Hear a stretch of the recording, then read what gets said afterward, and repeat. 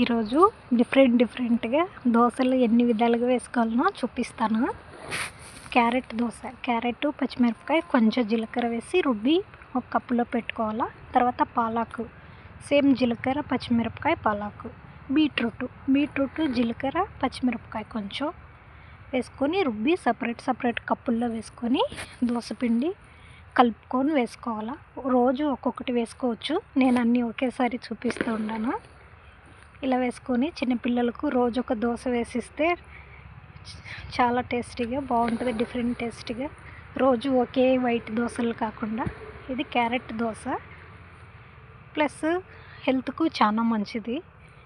ఇలా ట్రై చేసి చూడండి, చాలా బాగుంటుంది. Carrot dosa ready.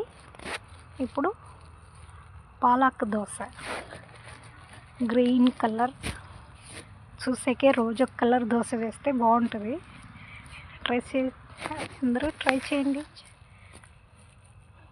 ఈ వీడియో నచ్చినట్టయితే లైక్ చేయండి, షేర్ చేయండి, సబ్స్క్రైబ్ చేసుకోండి. ఇది బీట్రూట్ దోశ. బీట్రూట్ అయితే ఫుల్ కలర్ వచ్చింది, చాలా బాగుంది చూసేకి. Beetroot dosa ready. తర్వాత బ్లాక్ కలర్లో కూడా ట్రై చేసి వేసినాను, 3 కలర్లు వేసి దోశ కూడా ట్రై చేసినాను. ఇది కూడా బాగుంది. Thank you.